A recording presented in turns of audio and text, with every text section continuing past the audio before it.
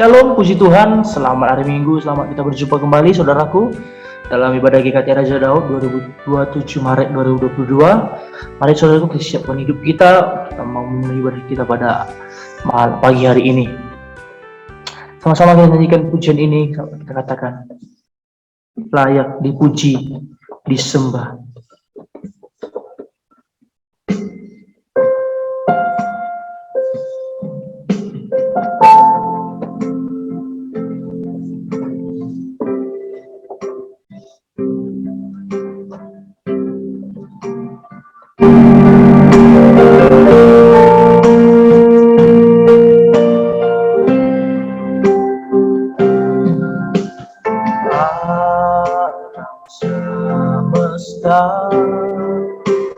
Melukiskan kebesaran Tuhan, bumi dan surga menyanyikan kemuliaan nama-Mu.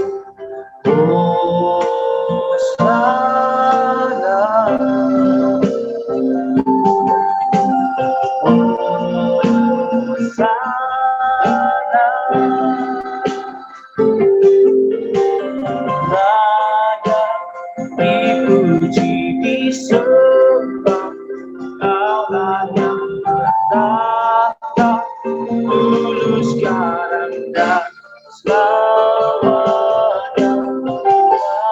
Raja atas nama Raja, nama-Mu besar mulia. Dari awal menyanyikan pujian ini kita katakan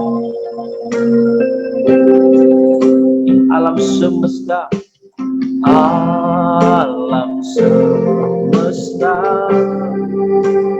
melukiskan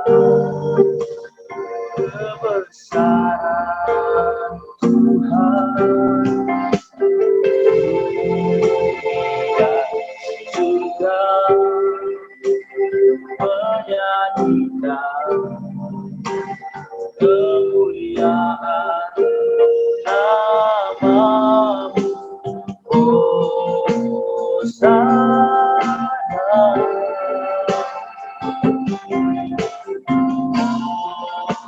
Hosana, Hosana,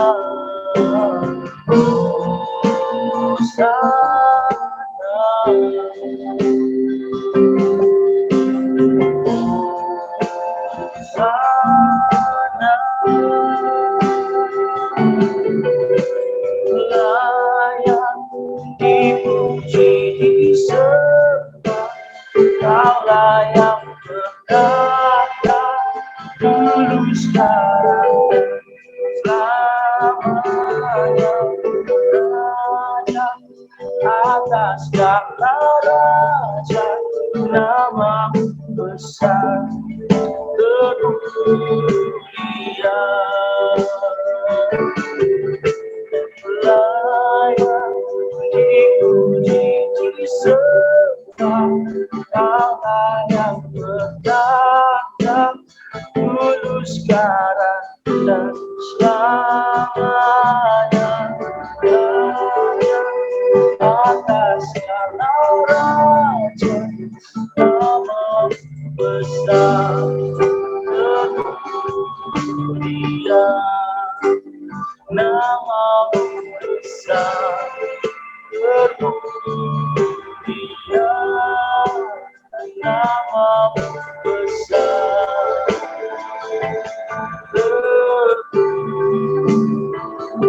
mulia.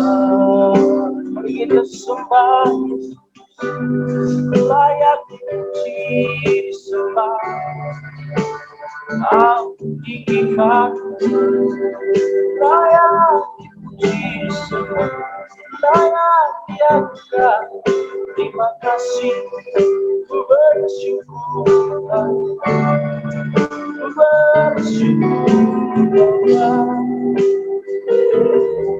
Terima kasih.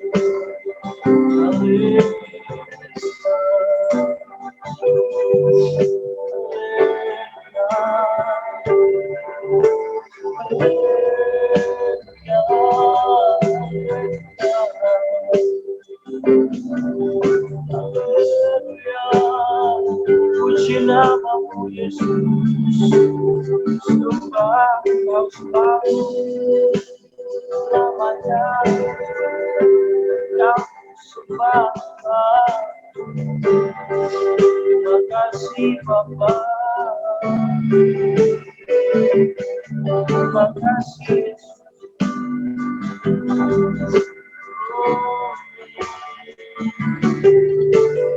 Layak dipuji, disembah, Kaulah yang bertata, dulu sekarang dan selamanya. Raja atas segala raja, namamu besar, mulia, namamu besar, mulia.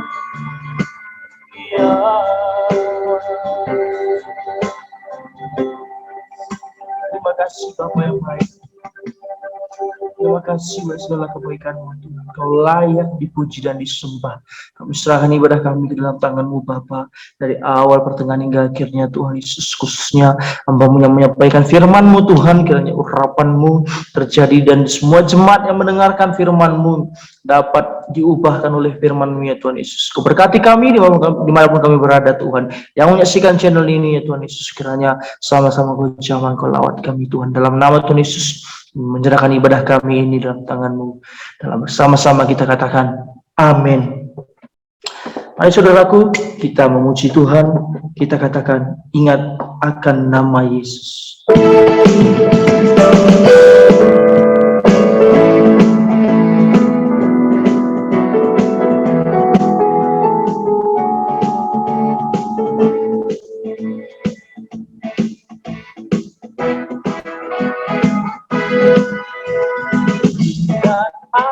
Nama Yesus, Kau yang susah dan sulit, nama menghibur, mana saja Kau pergi, di dalam namanya berharapkan Dia, di dalam namanya suka surga yang bakal. Baik, kedua kita katakan bahwa nama Tuhan Yesus itulah perisai. Bila datang pencobaan, itu yang menolongmu. Di dalam namanya berharapkan Dia, di dalam namanya surga yang bakal indahlah, indahlah namanya berharapan Dia, indahlah namanya surga yang bakal. Dan terus memuji Tuhan, kita katakan cara berkesudahan, cara berkesudahan, kasih setiamu lalu barulah bagiku, dan berganti hari tetap melihat kasih-Mu, tak pernah berakhir hidupku. Tuhan Yesus baik, sungguh amat baik, selama-lamanya. Tuhan Yesus baik, Tuhan Yesus baik, Tuhan Yesus baik, sungguh amat baik, selama-lamanya. Tuhan Yesus baik, sangat baik bagi kita. Yang memilih hidup kita, saudaraku, jangan takut, sebab Tuhan selalu ada bersama-sama dengan kita. Tiada berkesudahan, tiada batas sudah. Kasih setiamu Tuhan selalu baru rahmat-Mu bagiku. Hari berganti hari tetap kulihat kasih-Mu yang pernah berhenti di hidupku. Tuhan Yesus baik, sungguh amat baik, untuk selama-lamanya. Tuhan Yesus baik, Tuhan Yesus baik, Tuhan Yesus baik, sungguh amat baik, untuk selama-lamanya. Tuhan Yesus baik, Tuhan Yesus baik, Tuhan Yesus baik, sungguh amat baik, selama-lamanya. Tuhan Yesus baik, Tuhan Yesus baik, sungguh amat baik. Katakan, untuk selama-lamanya. Tuhan Yesus baik sampai selama-lamanya, sampai selama-lamanya. Tuhan Yesus baik untuk selama-lamanya, untuk selama-lamanya. Tuhan Yesus baik.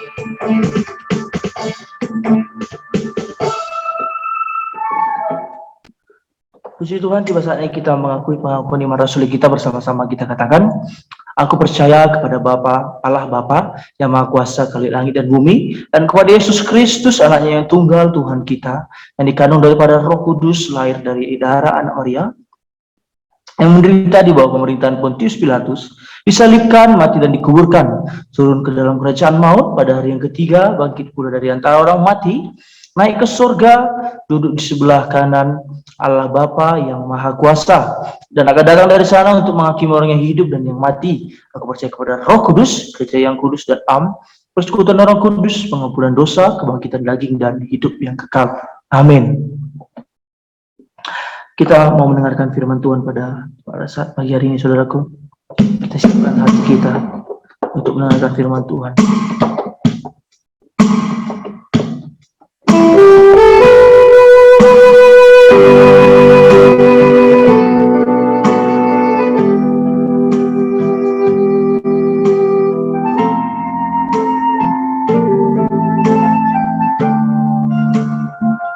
Selain Kau tiada yang lain,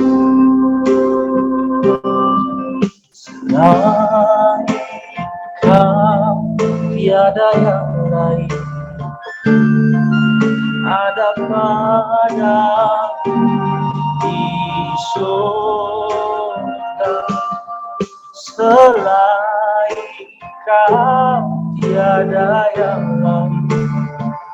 Yang kuingini di bumi, aku ingini di bumi, sekalipun dagingku dan hatiku habis lenyap, gunung batu ku datang denganku, tetaplah Allah selama-lamanya. Dalam pujian ini dengan sungguh-sungguh katakan, selain Kau tiada yang lain. Ada padaku di surga, selain Kau tiada yang lain. Aku ingini di bumi, aku ingini di bumi, sekalipun hatiku dan hatiku habis lenyap, gunung batu dan bahagian. Tetaplah Allah selama-lamanya. Sekalipun dagiku dan hatiku habis lenyap menembakku dan bagian.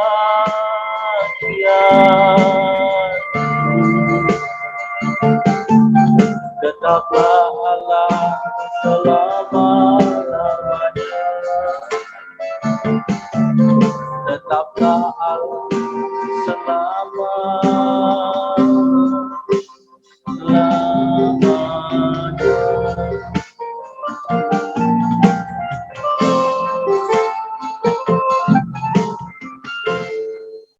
Mari kita bersatu di dalam doa. Bapak, kami mengucap syukur pada hari ini Tuhan masih memberikan kami nafas kehidupan, masih memberikan kami kesehatan sehingga kami bisa bangun pagi untuk memuji memuliakan nama-Mu, beribadah secara online.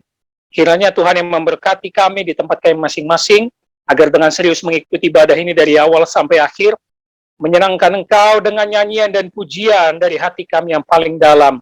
Kerinduan kami untuk menyembah Engkau. Dan sebentar kami ingin duduk diam mendengarkan kebenaran firman-Mu. Roh Kudus yang berotoritas penuh dalam penyampaian firman ini, agar apapun yang hamba-Mu sampaikan adalah suara dari Tuhan. Begitu juga jemaat yang ada di rumah masing-masing mendengarkan kebenaran ini, agar mereka dengan serius belajar firman ini, mencatat firman ini, dan bisa meresapi dan mengaplikasikannya dalam kehidupan sehari-hari. Terima kasih Bapa, dalam nama Yesus Kristus, kami telah berdoa dan mengucap syukur. Amin. Shalom jemaat sekalian, selamat hari Minggu untuk kita semua. Tidak terasa kita sudah berada di akhir bulan Maret, ya.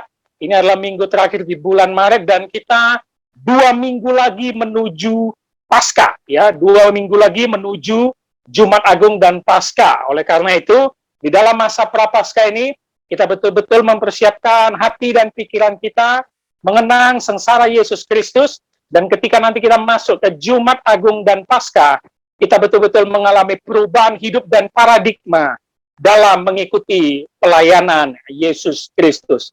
Oleh karena itu, doakan terus pelayanan kita GKT Raja Daud, dan menuju Paskah kita akan terus berupaya agar kita bisa beribadah tatap muka. Tapi apapun nanti yang terjadi, tidak mengurangi kebahagiaan kita untuk beribadah Paskah. Oke. Kita akan melanjutkan kembali eksposisi Injil Markus kita. Kemarin kita sudah selesai di Markus pasal 8 sampai ayat 10, di mana kita belajar pelayanan Yesus di tanah bangsa asing, yang orang Yahudi menyebut mereka sebagai orang kafir, di mana kita belajar Yesus menyembuhkan anak yang kerasukan setan, ya, dari seorang ibu yang dia katakan anjing, lalu dia menyembuhkan orang tuli dan bisu dengan satu kata yang terkenal Efata. Lalu beberapa minggu lalu kita belajar dia memberi makan 4.000 orang laki-laki dengan 7 roti sisa 7 bakul. Suatu mukjizat yang luar biasa yang menunjukkan Yesus datang, bahwa Allah memberikan anugerah kepada bangsa asing. Ada rasa belas kasihan Yesus kepada bangsa asing. Lalu kemarin di ayat 10 ditutup, Yesus bersama murid-murid berangkat dan berlayar ke Dalmanuta yang kita kemarin pelajari, itu di daerah Genesaret dan Galilea. Nah, mari kita mulai. Selanjutnya kita akan belajar ayat 11 sampai 21. Perikop ayat 11 sampai 21, Bapak Ibu Saudara, itu satu kesatuan. Ya, itu satu kesatuan. Yang berbicara pertama mengenai konfrontasi dengan orang Farisi, lalu nanti dengan murid-murid. Jadi ada pembelajaran dan perbandingan yang Yesus berikan. Nah, di sini kita akan melihat satu tema besarnya, ini tentang spiritual blindness, ya, kebutaan rohani. Jadi Yesus akan memberikan perbandingan, dan juga Markus menulis ini supaya kita belajar bagaimana kebutaan rohani orang Farisi dibandingkan dengan murid-murid yang selama ini sudah mengikuti pelayanan Yesus. Nah, sering sekali disebut kebutaan permanen, itu untuk orang-orang Farisi yang bebal, dan murid-murid kebutaan sementara. Nah, kebutaan rohani ini tentu didasari oleh manusia berdosa yang hidup di dalam kegelapan, hidup di dalam dosa, yang tidak bisa mencari Tuhan, yang tidak bisa mencari terang itu, kecuali Yesus sendiri yang datang memberikan anugerah. Nah, di sini perbandingannya. Dan hari ini kita usahakan ayat 11 sampai 15, kita akan mencoba menggalinya. Mari kita mulai dulu dari ayat 11. Judul perikopnya orang Farisi meminta tanda. Ini juga dicatat di Injil Matius sebagai kisah yang paralel di Matius pasal 16. Orang Farisi meminta tanda. Saya bacakan untuk Bapak Ibu Saudara Markus pasal 8 ayat 11. Lalu muncullah orang-orang Farisi dan bersoal jawab dengan Yesus. Untuk mencobai dia, mereka meminta daripadanya suatu tanda dari sorga. Nah, Yesus sudah tiba di daerah Genesaret, ya, yang dikatakan Dalmanuta atau Magda, ya, itu sama saja. Setelah dia pelayanan dari tanah bangsa asing, lalu yang dikatakan apa? Muncullah orang Farisi. Kalau di Injil Matius, bukan hanya Farisi, melainkan Saduki juga datang. Ya, Farisi dan Saduki. Kalau kita sudah belajar profil mereka, ini Farisi ini suatu kelompok tertentu yang sangat mentaati hukum Musa. Dan hidup mereka itu terpisah dari kelompok lain, bahkan mereka menganggap mereka tidak boleh bergabung dengan orang-orang di pasar, karena mereka menganggap itu orang-orang berdosa. Makanya Farisi itu artinya terpisah. Sedangkan orang Saduki ini golongan tertentu juga, yang tidak percaya hal-hal supernatural. Orang Saduki tidak percaya adanya malaikat, orang Saduki tidak percaya adanya kebangkitan tubuh. Mereka tidak percaya itu semua. Sehingga ada dua kubu yang sangat berbeda, dan biasanya mereka bertentangan. Tapi kali ini mereka muncul untuk bersoal jawab dengan Yesus. Tapi ada satu kalimat apa? Untuk mencobai dia. Kalimat ini sering sekali muncul dalam Perjanjian Baru ketika orang Farisi atau ahli Taurat datang kepada Yesus. Mereka ini datang bukan meminta petunjuk. Mereka ini datang bukan dengan kerendahan hati untuk mendengarkan ajaran Yesus. Bukan untuk belajar dari Yesus, melainkan mencobai. Mereka selalu mencari kesalahan Yesus. Mereka mencobai dia dan bahkan akan siap membunuh Yesus. Nah, menarik. Ada suatu ironi di sini, Bapak Ibu Saudara. Tadi saya sudah jelaskan profil Farisi dan Saduki. Mereka ini bertentangan sekali dari segi ajaran.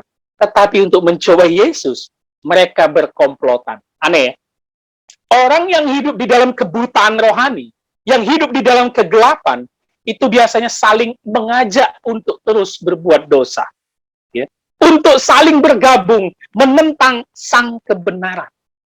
Kita nggak perlu heran.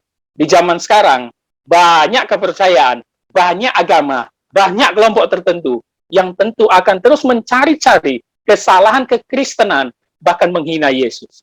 Kita sebagai orang Kristen, biasa saja. Diam saja, tidak perlu membalas. Karena memang dari dulu, sudah banyak orang yang berkelompokan seperti Farisi dan Saduki yang tidak berteman, tetapi untuk mencoba Yesus, mereka menjadi berteman. Mereka bersatu untuk mencobai Yesus. Kalau orang Farisi itu disebut legalis, karena taat kepada hukum-hukum Musa. Kalau orang Saduki itu liberalis, ya. Ini suatu pemahaman yang berbeda, tapi mereka bersatu di sini untuk mencobai Yesus. Apa yang mereka lakukan? Meminta daripadanya tanda dari surga. Nah, ini menarik. Kenapa mereka meminta tanda? Karena bagi pemahaman mereka, kalau Yesus mengaku anak Allah, kalau Yesus mengaku Mesias, maka harus ada mukjizat spektakuler yang seperti dilakukan para nabi di Perjanjian Lama. Mereka meminta tanda itu. Karena kalau hanya melakukan mukjizat biasa, sama seperti pasal-pasal sebelumnya kita pelajari, Yesus dikatakan kerasukan Beelzebul. Kalau mukjizat maunya biasa, iblis pun bisa lakukan. Nah, seperti itu mereka ingin katakan kepada Yesus. Kami meminta tanda yang lebih spektakuler. Contohnya apa? Coba kau seperti Musa, membelah laut Teberau. Coba kau seperti Yosua, berhentikan matahari. Wah. Coba kau seperti Elia, menyuruh hujan datang. Mereka meminta tanda itu supaya mengafirmasi, betul nggak kau Mesias? Tetapi niatnya bukan untuk niat baik, hanya untuk mencobai. Padahal kita tahu ya, nanti dari kaum mereka sendiri, di Yohanes 3, ada suatu pengakuan dari Nikodemus. Betul ya? Ketika Yesus bercakap-cakap dengan Nikodemus, Dia katakan, "Guru, aku tahu kau dari Allah karena kau melakukan suatu tanda-tanda." Jadi memang ini suatu kelompok yang hanya mencari masalah, mencari kesalahan Yesus. Padahal Yesus sudah banyak sekali melakukan tanda. Contohnya di pasal 2, Markus pasal 2. Itu di depan mata ahli Taurat dan orang Farisi. Yesus mengampuni orang berdosa. Itu tanda dia berkuasa mengampuni orang berdosa. Ya, walaupun dalam perjanjian lama mereka, Mesias itu bukan untuk mengampuni dosa, ya. Sehingga pemahaman mereka inilah yang membuat mereka datang mencoba Yesus, bahwa kau buktikan kau adalah Mesias. Ini yang dilakukan oleh orang Farisi dan Saduki. Mereka membenci terang cahaya Kristus. Ingat, konteks sebelumnya, Yesus baru dari bangsa asing, di mana mereka sangat terhibur, sangat diberkati oleh kehadiran Yesus. Mereka lapar 3 hari mengikut Yesus, diberi makan, ada mukjizat. Tetapi datang ke bangsa sendiri, ya, sesama bangsa Yahudi, kan, Yesus selalu dikerjai, dicobai, bahkan ditolak. Ini suatu ironi dan perbandingan yang luar biasa. Jangan sampai hidup kita sama seperti orang Farisi dan Saduki yang hatinya keras bebal, yang hidup di dalam kegelapan, selalu menolak terang cahaya Kristus. Nah, kita akan coba lihat di ayat 12-nya lebih dalam. Coba perhatikan ayat 12-nya. Maka mengeluhlah ia dalam hatinya dan berkata, "Mengapa angkatan ini meminta tanda? Aku berkata kepadamu, sesungguhnya kepada angkatan ini sekali-sekali tidak akan diberi tanda." Menarik sekali kalimat awalnya, Bapak Ibu Saudara. Yesus mengeluh dalam hatinya. Kalau di dalam terjemahan asli, dia mengalami duka yang mendalam saat melihat keberdosaan orang Farisi dan Saduki yang bebal, tidak pernah percaya pelayanan Yesus. Mengeluh dia dalam hati. Dia ngomong sendiri di dalam roh. Kalau kita bisa bahasakan, kenapa ini orangnya? Aku udah berkali-kali melakukan pengajaran, berkali-kali melakukan mukjizat depan mata mereka. Tetap saja mereka terus meminta tanda. Yesus berduka terhadap dosa mereka. Yesus heran dan bertanya-tanya, tidak habis pikir dengan kegelapan yang ada di dalam orang Farisi dan Saduki. Coba lanjutkan kalimatnya, ya. Mengapa angkatan ini meminta tanda, kata Yesus? Coba garis bawahi kata angkatan. Ini selalu merujuk kepada nenek moyang bangsa Israel di Perjanjian Lama. Angkatan yang tegar tengkuk, angkatan yang bebal, angkatan yang selalu memprotes Musa, angkatan yang selalu memprotes Tuhan. Nah, itu sama tuh, angkatan. Jadi Yesus menyamakan, memang kau ini keturunan nenek moyangmu yang bebal-bebal dulu itu di zaman Musa. Setelah keluar dari perbudakan Mesir, kalau Bapak Ibu Saudara sudah baca Alkitab, lihat itu bagaimana nenek moyang Israel itu. Buat apa kau bebaskan kami? Kami di sana enak makan daging. Kenapa kau bawa kami di sini? Kau ingin membuat kami mati kelaparan. Kami minta daging Tuhan. Kami minta inilah. Kami minta inilah. Waduh, minta tanda terus. Minta selalu dipenuhi terus keinginan. Itulah yang dimaksud Yesus. Mengapa angkatan ini meminta tanda? Sama seperti kita di zaman sekarang, Bapak Saudara. Banyak orang di zaman sekarang tidak percaya Tuhan. Kalau kita mau sebut golongan ateis, tidak percaya ada Tuhan. Dan selalu pembelaannya, kalau Tuhan itu ada, coba buktikan. Minta tanda gitu. Atau yang lebih gila lagi, coba hadirkan Tuhan itu di depan saya sekarang. Baru saya percaya. Mengerti Tuhan kan tidak seperti itu, ya. Nggak seperti itu. Begitu juga untuk kita nih orang Kristen, dengarkan baik-baik. Tidak perlu lagi meminta tanda-tanda. Enggak lah. Tuhan, aku udah berdoa puasa nih, tolong berikan tanda bahwa doaku kau kabulkan. Nggak perlu. Nggak perlu lagi lah minta-minta tanda mukjizat terjadi dalam hidup kita supaya kita percaya dia. Ya enggak lah. Itu namanya kau mencobai Tuhan. Sudah ada firman Tuhan yang lengkap, yang diwahyukan Tuhan, itulah tanda anugerahnya untuk kita. Dan kalau kau percaya, kalau kau mengimani, maka kaulah orang pilihannya. Kan seperti itu. Nggak perlu lagi meminta tanda-tanda. Kebanyakan orang meminta tanda, tapi tidak ada aksinya untuk Tuhan. Malas baca Alkitab, malas beribadah, malas pelayanan, maunya diberkati, minta tanda-tanda mujizat. Tidak seperti itu, ya. Jadi jangan sampai kita menjadi angkatan bebal, seperti orang Farisi dan Saduki, bahkan nenek moyang Israel. Coba lihat respon Yesus, kalimat selanjutnya. Sesungguhnya kepada angkatan ini, sekali-sekali tidak akan diberi tanda. Yesus muak. Yesus bosan. Ini yang kalau kita sebut orang yang hidup di dalam kebutaan rohani permanen akan terus buta selamanya sampai dia mati. Dan bahkan akan terus hidup dalam kegelapan sampai kegelapan neraka. Yesus muak, Yesus bosan, Yesus nggak peduli lagi. Tidak akan ada tanda, katanya. Kalau kita bisa terjemahkan lain, kalimat Yesus ini bisa sangat keras. Kalau di bahasa Indonesia kita, sesungguhnya kepada angkatan ini sekali-sekali tidak akan diberi tanda, bisa kita tafsirkan juga di dalam bahasa aslinya. Kalau aku berikan tanda pada angkatan ini, aku lebih baik mati. Waduh. Aku bisa mati, aku lebih baik mati. Ngapain ku beri tanda? Kalimat Yesus sangat keras sekali. Kalimat Yesus yang keras ini menandakan kebebalan orang Farisi dan Saduki yang datang itu hanya ingin mencobai, hanya ingin mencari kesalahan Yesus Kristus. Nah, ini menarik sekali, Bapak Ibu Saudara. Karena sebenarnya Yesus ingin membuktikan, kalian ini belajar hukum Musa, kalian ini paham kitab perjanjian lama, tapi kalian tidak pernah meresapi makna ajaran Musa dan para nabi di perjanjian lama. Kenapa? Karena jelas, tanda-tanda yang dibuat Yesus di dalam pelayanannya, itu menyatakan bahwa dia adalah Mesias yang dinubuatkan. Memang sudah sangat jelas, tanda kerajaan Allah itu sudah hadir. Dimulai dari khotbah Yohanes Pembaptis, pasal 1 pembukaan, di Injil Markus. Itu tanda-tanda yang sudah diberikan. Nah, makanya kalau kita melihat tulisan di Injil Matius yang paralel, Yesus bilang sama mereka, kau ini, kalau rupa zaman aja bisa kau lihat. Kalau langit cerah artinya ini, kalau langit mendung artinya ini. Kalau yang kayak gitu aja kau bisa meramal. Tapi masa kau tidak bisa tahu tanda kerajaan Allah sudah hadir. Nah, seperti itu Yesus ingin sampaikan di Injil Matius. Makanya di Injil Matius tambahkan apa? Tidak akan ada tanda diberikan kepada angkatan ini. Selain tanda Nabi Yunus. Apa itu? Kebangkitannya. Dan bayangkan, kebangkitannya yang nanti terjadi pun, Bapak Ibu Saudara, mereka tidak percaya. Bahkan apa mereka katakan? Mereka menyogok, menyuap prajurit yang menjaga kubur Yesus supaya pura-pura bohong mayat Yesus dicuri. Lazarus dibangkitkan. Apakah mereka percaya? Enggak juga, Bapak Ibu Saudara. Kebutaan rohani permanen akan terus membuat kau tidak percaya kepada terang cahaya Kristus. Nggak usah heran, di zaman sekarang itu banyak kita jumpai. Sampai bebusa pun mulut kita menasihati dia, mengkhotbahi dia, menginjili dia. Nggak akan percaya, Bapak Ibu Saudara.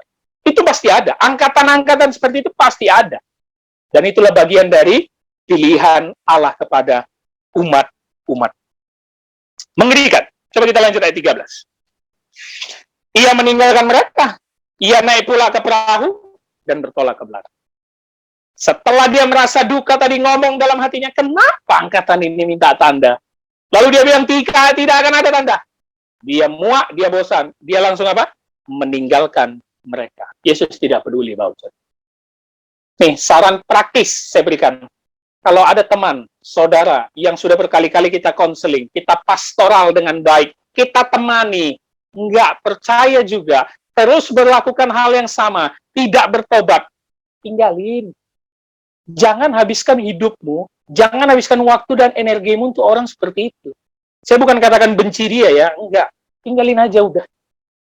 Kita akan terus kok mengasihi semua orang, kita akan terus kok menjadi teman bagi orang-orang yang berdosa, tetapi kalau memang dia tidak ada niat dari dirinya sendiri untuk mengenal Yesus lebih dalam, untuk percaya dan berubah, tinggalin. Itu orang-orang bebal. Kebutaan rohani yang sudah sangat-sangat gelap, tinggalin. Jangan habiskan. Banyak saya lihat para hamba Tuhan ini karena masih muda ya. Oh, kita harus setia seperti Yesus melayani semua orang berdosa gitu ya. Kita harus sabar ya kan. Mendengarkan keluhan-keluhan orang yang udah dinasihati 1000 kali pun nggak akan berubah. Sabar. Enggak, Bapak Ibu Saudara. Enggak. Kau meninggalkan dia bukan karena kau membenci dia, bukan.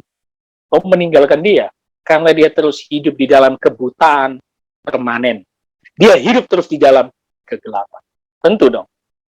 Tinggalin. Nah, itu nanti akan kita lihat perbandingan dengan murid-murid. Kebutaan sementara. Kalau orang Farisi dan Saduki ini kebutaannya sudah permanen. Yesus tidak perlu meladeni mereka, tidak perlu menjawab, dan Yesus tidak memberi tanda. Terkadang, Bapak Ibu Saudara, Yesus tidak memberi tanda kepada kita di dalam hidup kita, tidak mengabulkan doa kita, bukan karena dia jahat. Bukan. Bukan karena dia nggak dengar doamu, Bapak Ibu Saudara. Bukan. Tetapi memang hidup kita yang masih bebal, dan hati kita yang keras, dan hidup kita dalam kegelapan. Betul ya? Saya sering sekali melihat jemaat, kalau konseling atau curhat gitu ya, misalnya mau nikah, mau serius pacaran, mau cari jodoh begitu ya, pengen goal suatu bisnis atau tender, tetapi hidupnya nggak ada dekat-dekatnya ke Tuhan, dia nggak ada. Jadi saya selalu bilang sama mereka itu, kalian ini minta didoakan, minta dikasih petunjuk, apa tujuannya?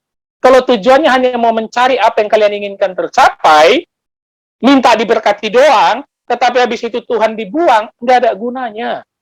Nggak ada gunanya.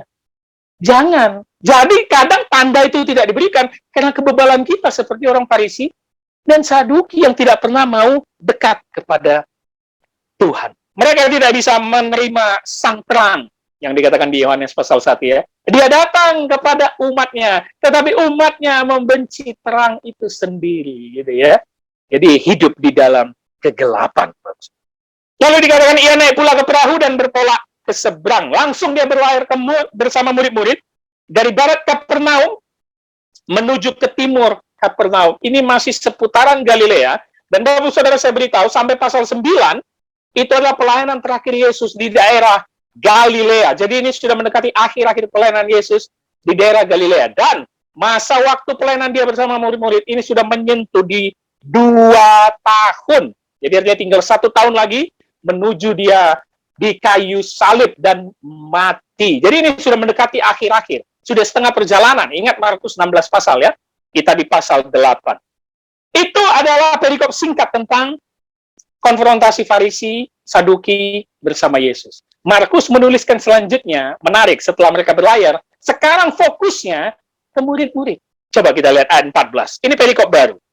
Judul perikopnya tentang ragi Farisi dan Herodes. Perhatikan ayat 14. Kemudian ternyata murid-murid Yesus lupa membawa roti. Hanya sebuah saja yang ada pada mereka dalam perahu. Markus menuliskan satu situasi baru. Tadi mereka sudah berlayar dari barat Kapernaum menuju timur Kapernaum. Berlayar, bolak-balik seperti itu ya. Ada situasi yang ditulis Markus di ayat 14 ini. Murid-murid Yesus lupa membawa roti. Apa maksud Markus menulis ini? Supaya para pembaca melihat ini supaya apa sih? Ini seakan-akan kita mundur lagi nih ke belakang, ke cerita 4.000 orang yang dikasih makan roti kan, 7 roti. Ini kan berhubungan roti. Padahal belum lama. Kalau dikirakan itu hanya 1 hari sebelumnya yang memberi makan 4.000 orang bangsa asing. Kenapa Markus membuat situasi murid-murid Yesus lupa membawa roti? Hanya sebuah saja yang ada. Nah, menarik kalau kita kritisi, berarti ini situasinya setelah ngomong dengan orang Farisi dan kembali berlayar, ini situasi makan siang. Bapak-Ibu Saudara, ini situasi yang lagi lapar-laparnya, tetapi Yesus mengajak murid-murid langsung berlayar dari barat ke timur.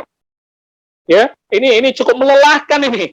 Sehingga mereka mulai mikir kita makan siang apa, ternyata roti hanya 1.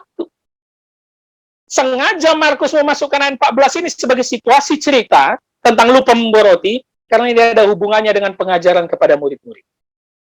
Nah, kita akan lihat full ceritanya itu nanti minggu depan. Bagaimana perbandingan orang Farisi dan murid-murid, dan apa maknanya Yesus mengajarkan ini kepada murid-murid. Terkadang murid-murid hanya fokus soal roti, soal perut, soal makan siang, soal duniawi.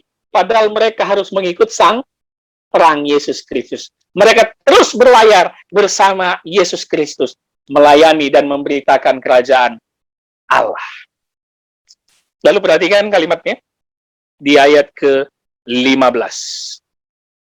Lalu Yesus memperingatkan mereka, katanya, berjaga-jaga dan awaslah terhadap ragi orang Farisi dan ragi Herodes. Perbedaan yang sangat signifikan, Bapak-Ibu Saudara, di otak murid-murid, mereka lupa membawa roti, hanya 1. Situasi melelahkan, situasi makan siang. Di dalam perahu yang sedang berlayar, Yesus ngomong, berjaga-jaga dan awaslah. Ini sebuah peringatan keras. Peringatan yang diucapkan berulang-ulang. Berjaga-jaga dan awaslah. Ada suatu pengajaran yang Yesus akan berikan kepada murid-murid di dalam perjalanan ini. Berjaga-jagalah terhadap apa?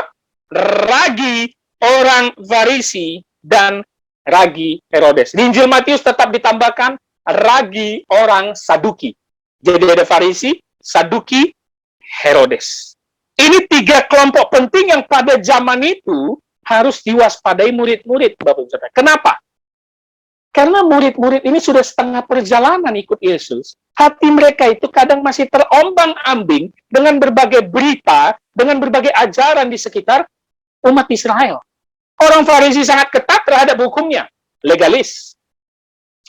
Orang Saduki yang tidak percaya hal supernatural, ketat juga terhadap kelompoknya dan mulai menyebarkan ajarannya, liberal. Dan orang Herodes yang fokus pada kerajaan dunia, yang dianggap sebagai sekuler. Jadi Yesus ingin memperingatkan agar mereka waspada, itu bisa mempengaruhi kalian. Hati-hati. Itu bisa merasuki pikiran kalian dan ajaran kalian, sehingga kalian pun tidak bisa melihat terang aku secara jelas, terang cahaya Kristus. Kalian tidak akan bisa melihat itu. Makanya peringatan ini dilakukan berulang-ulang ya. Yesus berikan agar mereka waspada dan berjaga-jaga terhadap ragi orang Farisi, Saduki, dan Herodes. Nah menarik, ragi apa? Ragi itu adalah bahan untuk membuat adonan mengembang karena adanya kerusakan bakteri di dalamnya. Jadi ragi itu biasanya digunakan untuk fermentasi atau pembusukan. Makanya dalam perjanjian lama, Allah selalu memerintahkan jangan pernah selalu membuat roti tak beragi, gitu ya. Apalagi peristiwa Paskah kan. Dan ini menuju juga peristiwa-peristiwa sengsara Yesus menuju penyaliban. Roti tak beragi, karena itu bisa membusukkan roti, membuat roti mengembang. Selalu ragi itu dikaitkan dengan pengaruh, mengembang, pengaruh. Dan ragi itu diidentikan dengan sifat asal dosa, yaitu kejahatan. Dosa yang sangat mempengaruhi orang banyak. Selain itu apa lagi? Ragi itu adalah kesombongan karena mengembangkan diri. Mempengaruhi ajaran, mengajak orang, dan mempengaruhi orang yang ikuti ajarannya, dan selalu menyombongkan diri. Itu yang selalu dipakai kata ragi. Hanya 2 kali dalam perjanjian baru. Makna ragi itu positif. Yang lainnya selalu negatif, menunjukkan kejahatan dan dosa. Artinya Yesus ingin bilang, jangan sampai kalian terikuti oleh ajaran mereka yang hanya menyombongkan diri, tetapi penuh dengan kebusukan, penuh dengan dosa, penuh dengan kemunafikan. Itu yang Yesus ingin sampaikan. Bapak Saudara, kalau kita tarik ke zaman sekarang, gak usah heran. Banyak doktrin, banyak ajaran yang ingin membuat generasi-generasi, anak muda khususnya, supaya salah memahami Tuhan. Banyak ajaran-ajaran yang menyesatkan, yang sekarang bisa membebaskan apa saja yang kau mau, bisa itu terjadi. Yang melegalkan segala cara, tidak pernah lagi kembali kepada aturan firman Tuhan. Nah ini yang menarik. Kita perlu waspada dan hati-hati, dan perlu cermat terhadap semua ajaran. Sama seperti Yesus ingin memperingatkan murid-murid, kalian ini masih terombang-ambing. Kalian ini masih sekecil ini melihat terang cahayaku, terang cahaya Kristus. Maka itu hati-hati terhadap ajaran mereka. Nah, ragi itu selalu dipakai di roti kan. Berkaitan dengan ayat 14 tadi, mereka lupa membawa roti. Padahal maksud Yesus ragi itu tadi yang seperti saya jelaskan. Itu adalah kesombongan, kemunafikan, kebusukan di dalamnya. Tetapi murid-murid salah menangkapnya. Dan itu yang akan kita lihat minggu depan di cerita selanjutnya. Bagaimana murid-murid masih memikirkan makan siang dan sibuk mempersoalkan roti. Padahal Yesus sudah sangat jelas dengan omongan kerasnya di ayat 15, hati-hati terhadap ragi orang Farisi, Saduki, dan Herodes. Kita akan melihatnya di minggu depan, Bapak Ibu Saudara, supaya kita melihat kebutaan sementara, perbandingannya dengan kebutaan permanen orang Farisi tadi. Maka murid-murid dikatakan kebutaan sementara yang masih terus susah move on dan memahami ajaran Yesus dengan tepat. Sampai nanti dia bangkit. Ya, jadi memang panjang sekali Yesus memuridkan murid-muridnya. Ya. Karena mereka sulit memahami apa yang Yesus katakan. Dan minggu depan, Yesus menegur mereka dengan keras, bahwa ini bukan soal roti yang secara fisik ya, tetapi ragi yang bisa mempengaruhi dan membusukkan hati banyak orang. Kita akan mencoba mempelajarinya, ayat 16-21 di minggu depan.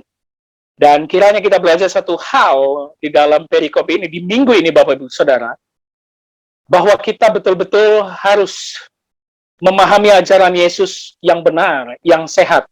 Dan jangan kita seperti orang Farisi dan Saduki yang terus mencobai dia, mempertanyakan dia, ingin melihat tanda dan mukjizat. Dan jangan pernah fokus terus kepada kehidupan duniawi seperti murid-murid yang terus fokus soal roti, soal makan siang. Tapi mereka tidak mengerti ajaran Yesus yang sejatinya. Saya yakin dan percaya mengikuti Yesus tidak gampang. Sama seperti murid-murid 3,5 tahun, banyak yang mereka tidak tahu. Oleh karena itu kita perlu kerendahan hati. Untuk mengikuti Yesus perlu belajar. Sehingga kita bisa mengenalnya lebih dalam. Dan mempraktikkan cinta kasih Kristus kepada banyak orang. Kita akan lanjutkan di minggu depan. Tuhan Yesus memberkati. Amin. Bapak di dalam surga, kami mengucap syukur pada hari ini kami melanjutkan eksposisi Injil Markus kami. Terima kasih Tuhan berikan hikmat kebijaksanaan kepada hamba-Mu untuk menyampaikan firman-Mu, sehingga kami bisa belajar suatu hal yang baru lagi. Materikan firman ini di dalam hati dan pikiran kami, Roh Kudus yang berotoritas penuh, agar setiap umat-Mu di rumah masing-masing yang mendengar firman ini bisa mempraktekannya dalam kehidupan sehari-hari. Dimuliakan, ditinggikan nama-Mu, dalam nama Yesus Kristus. Kami telah berdoa dan mengucap syukur. Amin. Puji Tuhan, kita telah mendengarkan firman Tuhan pada pagi hari ini. Kita memuji Tuhan sekali lagi, saudaraku. Pelangi kasih-Nya.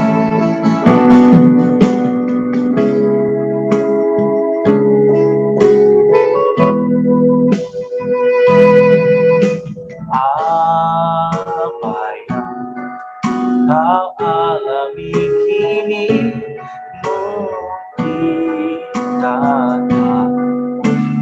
engkau mengerti. Oh,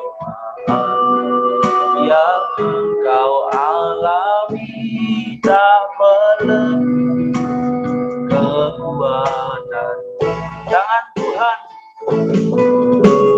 Tangan Tuhan sedang merentah suatu karya yang aku lihat saatnya dan tiba nanti.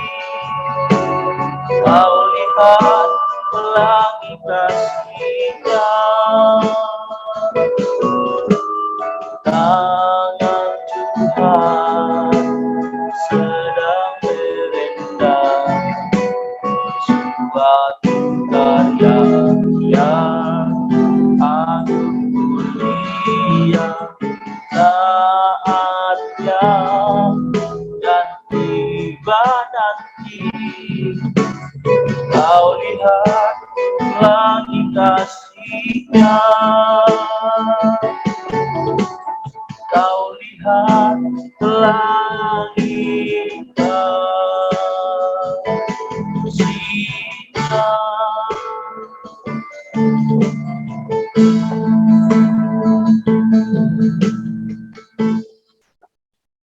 Shalom jemaat sekalian di rumah masing-masing. Saya ucapkan selamat hari Minggu untuk kita semua. Saya berdoa agar kita semua dalam keadaan sehat, dalam keadaan gembira untuk mengikuti ibadah Minggu kali ini. Saya ingin memberitahu seperti biasa, warta jemaat kita setiap minggunya. Karena kita masih beribadah online, saya menganjurkan kita memberikan persembahan dan perpuluhan. Kalau ke yayasan itu ke rekening BCA, kalau ke gereja langsung itu di rekening Bank DKI sesuai dengan nomor rekening yang tertera di layar. Nah, kita ada program di bulan April, yaitu menyambut bulan puasa, saudara kita, rekan-rekan Islam, dan menuju Lebaran. Kita seperti biasa setiap tahun akan melakukan kunjungan kasih, ya. Kita akan bekerja sama kali ini dengan Yayasan Umat Sejahtera Bersama. Kita akan memberikan bantuan. Bantuan yang kita berikan bisa berupa sembako dan juga uang tunai. kepada anak-anak panti di situ, kepada kaum duafa. Dan kita juga rindu untuk bisa memberikan sedikit untuk berandil penuh di dalam pembangunan gedung mereka atau pembangunan masjid mereka, Bapak Ibu Saudara. Jadi bisa memberikan bantuan apapun yang Bapak Ibu Saudara punya, khususnya uang, ke rekening kita, yaitu rekening Yayasan Pondok Raja Daud, Bank BCA. Bagi yang ingin meminta proposalnya, bisa hubungi saya langsung. Mari kita bersama memberi kepada sesama saudara. Selanjutnya, kelas pendalaman Alkitab. Kita masih berjalan dengan baik setiap hari Kamis kemarin, secara Zoom online jam 1. Kemungkinan kita akan adakan hari Rabu ini kembali, ya, di dalam tatap muka. Kalau memang kita lengkap atau banyak yang mendaftar, kita akan lakukan kelas pendalaman Alkitab, ya, di Food Court Senayan City. Kalau Kamisnya itu memakai Zoom jam 1. Untuk informasi selanjutnya bisa DM Instagram kita @KingDavidMinistry atau WhatsApp majelis kita Romi untuk bisa ikut PA di hari Rabu atau Kamis. Selanjutnya seperti biasa YouTube channel kita Hanya Alkitab, Bapak Ibu Saudara. Coba langsung dicari, di subscribe. Kita sudah 1.600 lebih subscriber, puji Tuhan. Dan kita terus mengupload video-video pembelajaran Alkitab.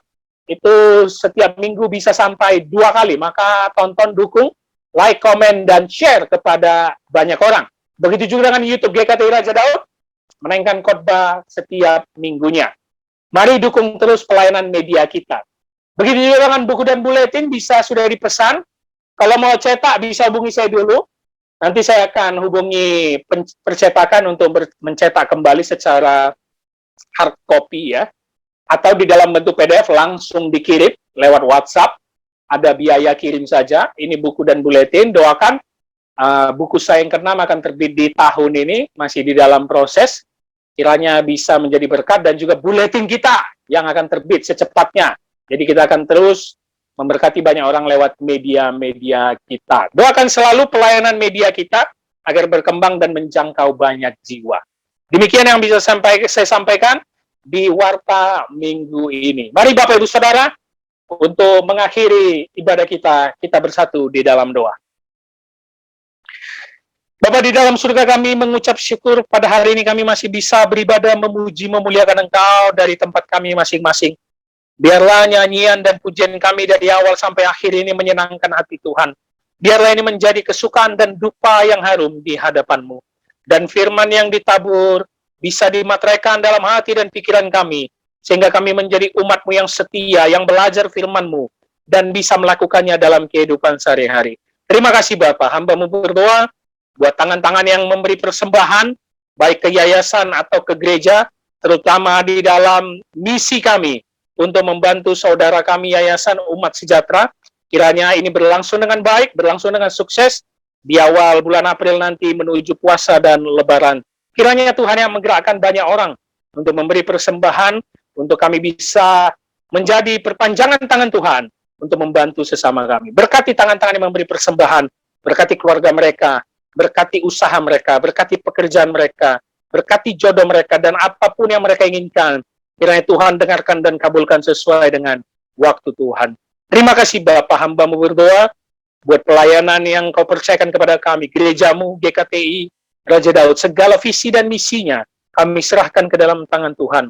Segala bentuk programnya kami serahkan ke dalam tangan Tuhan. Kami hanya hamba-Mu, kami hanya alat-Mu. Pakailah kami dengan dahsyat dan luar biasa lewat segala program media bisa memberitakan Injil kepada banyak orang. Terima kasih Bapak, hamba-Mu berdoa juga buat rekan-rekan kami, keluarga kami, teman kami, siapapun yang kami tahu sedang dalam keadaan sakit atau bahkan teridap COVID-19. Kiranya mereka cepat sembuh. Tuhan berkati, Tuhan berikan pemulihan, Tuhan berikan kesehatan, agar bisa kembali beraktivitas, bekerja dan beribadah bersama-sama. Hamba-Mu juga berdoa buat bangsa kami, bangsa Indonesia. Tuhan berkati dari pemerintahan pusat sampai daerahnya, agar bisa bersinergi, bekerja dengan baik untuk terus memajukan bangsa ini. Agar pemimpin-pemimpin di bangsa ini adalah orang yang takut akan Tuhan dan bisa menyelesaikan persoalan bangsa ini. Hamba-Mu berdoa buat seluruh umat di bangsa ini, agar bersatu untuk memberitakan Injil dengan baik, agar kami menunjukkan karakter Kristus kepada banyak orang, sehingga banyak lutut bertelut lidah mengaku hanya Yesuslah Tuhan dan Juru Selamat dunia. Terima kasih Bapa. Sebelum kami menerima berkat daripadamu, mari jemaat Tuhan yang ada di rumah masing-masing, kita sama-sama berdoa doa yang diajarkan oleh Tuhan Yesus. Bapa kami yang di sorga, dikuduskanlah namamu, datanglah kerajaanmu, jadilah kehendak-mu di bumi seperti di sorga. Berikanlah kami pada hari ini makanan kami yang secukupnya, dan ampunilah kami akan kesalahan kami, seperti kami juga mengampuni orang bersalah kepada kami. Dan janganlah membawa kami ke dalam pencobaan, tetapi lepaskanlah kami daripada yang jahat, karena Engkaulah yang punya kerajaan, dan kuasa, dan kemuliaan sampai selama-lamanya. Amin. Arahkanlah hatimu dan terimalah berkat Tuhan. Tuhan memberkati engkau dan melindungi engkau. Tuhan menyinari engkau dengan wajahnya dan memberi engkau kasih karunia. Tuhan menghadapkan wajahnya kepadamu dan memberi engkau damai sejahtera. Amin.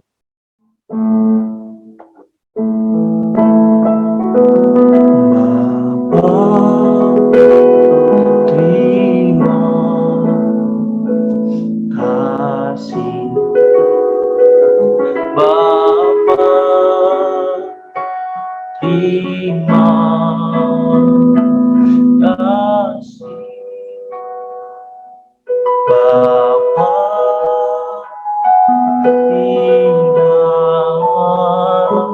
surga, ku berterima kasih.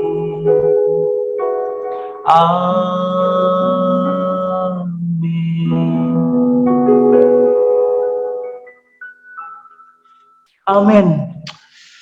Demikianlah rangkaian ibadah kita pada hari Minggu ini, saudaraku. Selamat hari Minggu buat kita semuanya. Dimanapun saudara berada, tetap jaga kesehatan, tetap mengandalkan Tuhan. Sampai jumpa di minggu depan. Kiranya Tuhan Yesus memberkati kita semuanya. Shalom.